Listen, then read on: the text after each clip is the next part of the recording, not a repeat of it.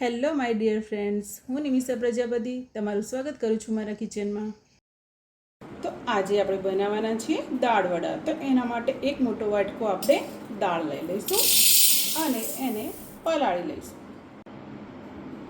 અને 4 થી 5 કલાક માટે આને આપણે પલળવા રાખી લઈશું.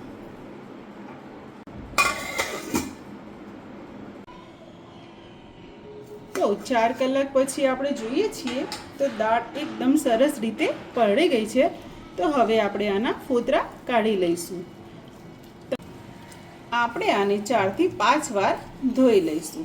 અને જો તમને મગના ફોતરાવાળી દાળ ના લેવી હોય તો તમે ફોતરા વગરની દાળ પણ લઈ શકો છો. 4 થી 5 વાર ધોયા પછી તમે જોઈ શકો છો કે દાળમાંથી એકદમ ફોતરા નીકળી ગયા છે. હવે આને એકદમ આપણે પાણી નિતારી લઈશું અને હવે આને આપણે મિક્સરમાં ક્રોસ કરીશું. પાણી સહેજ બી રહેવું જોઈએ નહીં દાળમાં. તો હવે આપણે મિક્સર જારની અંદર દાળને એડ કરી લઈશું.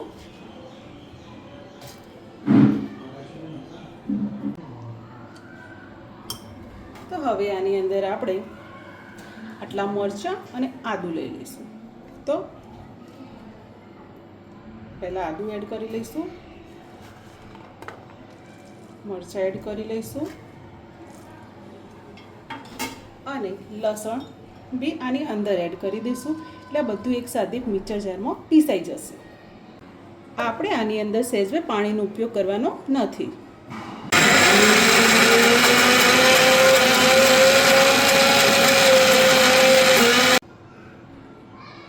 હવે એકદમ મગની દાળ પીસાઈ ગઈ છે. આપણે આ ટાઈપનું તૈયાર કરીશું.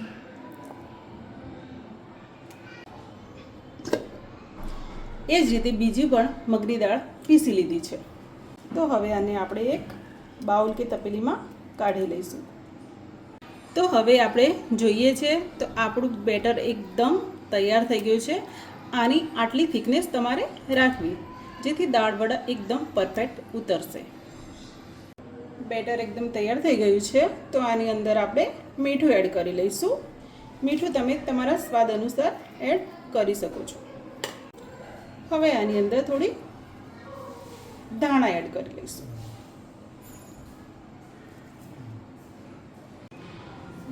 તો હવે આપણે આ બેટરને એકદમ સરખી રીતે 5 મિનિટ માટે એક જ દિશામાં સરખી રીતે ફેટી લઈશું. તમારે જો થોડા મસાલા આની અંદર એડ કરવા હોય તો કરી શકો છો. મેં લીલા મરચાં એકલા જ વાપર્યા છે, એનાથી જ વધારે ટેસ્ટ આવે છે. સૂકું મરચું નાખવાની કોઈ જરૂરત નથી.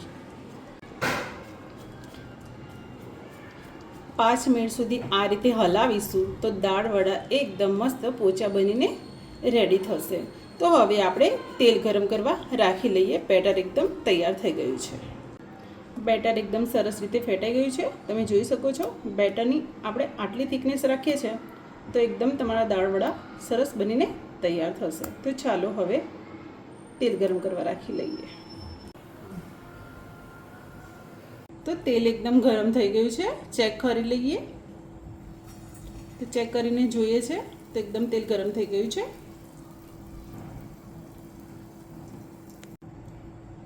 તો હવે આપણે તેલ ગરમ થઈ ગયું છે તો આની અંદર એડ કરી લઈશું અને ગરમા ગરમ દાળ વડા ઉતારી લઈશું.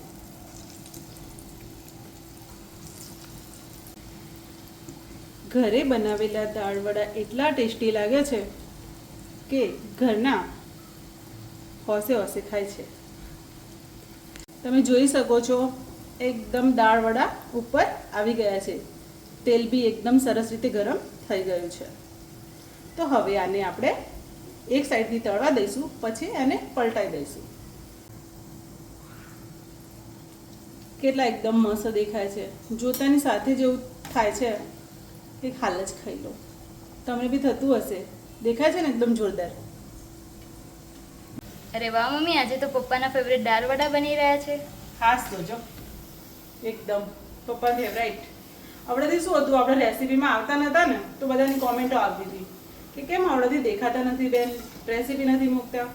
તો આજે દાળ વડા બનાવી રહી છું. હવેથી આપણે વિડીયો રોજ આવશે, તો ચોક્કસથી જોજો મારા વિડીયો, લાઈક કરજો. તો તમે જોઈ શકો છો દાળ વડા એકદમ પરફેક્ટ તળાઈ ગયા છે. તો હવે આને આપણે બહાર કાઢી લઈશું.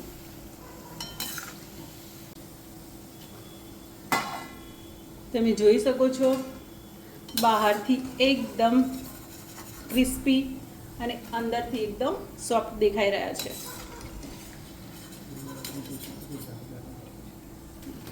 થોડી વારમાં તમને તોડીને બી બતાવું છું કે એકદમ જાળીદાર બને છે. એ જ રીતે આપણે બીજા પણ દાળ વડા ઉતારી લઈશું. અને જો દાળ વડા જોડે છે ને તે મરચાં અને ડુંગળી ખાવાની એક અલગ જ મજા હોય છે. આને આપણે છે ને અમદાવાદમાં કોઈ ચટણી જોડે નથી ખાતું, આને આપણે મરચાં અને ડુંગળી જોડે ખાઈએ છીએ. એકદમ જોરદાર લાગે છે. જો આ બી એકદમ સરસ રીતે તૈયાર થઈ ગયા છે.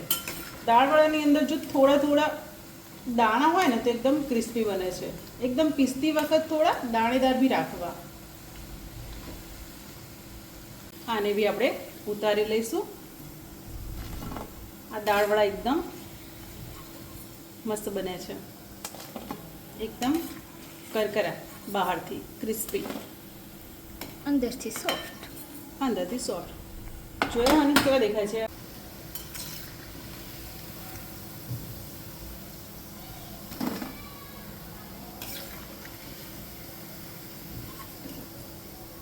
બસ બસ વાત નહીં. દાળ વડા તૈયાર થઈ ગયા છે. તો દાળ વડા જોડે ખાવા માટે મરચાં તળી લઈશું.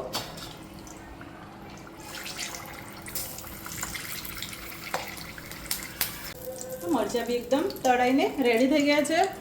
દાળ વડા જોડે ખાવાની મજા જ કંઈક અલગ છે, મરચાં જોડે, ડુંગળી જોડે. તો આપણા દાળ વડા બનીને એકદમ રેડી થઈ ગયા છે. ઘણા ટાઈમથી હું વિડીયો નહોતી બનાવતી, તો હવે ચોમાસાની સિઝન શરૂ થઈ ગઈ છે, તો મેં ફરીથી બનાવવાના વિડીયો સ્ટાર્ટ કરી દીધા છે. તો તમે ચોક્કસથી મને મારા વિડીયોને લાઈક, શેર અને સબસ્ક્રાઈબ કરજો. જો અને તો ખાવાનું બી સ્ટાર્ટ કરી દીધું. જુઓ ગાઈઝ, એટલા સારા બન્યા છે કે મેં ખાવાના બી સ્ટાર્ટ કરી દીધા છે.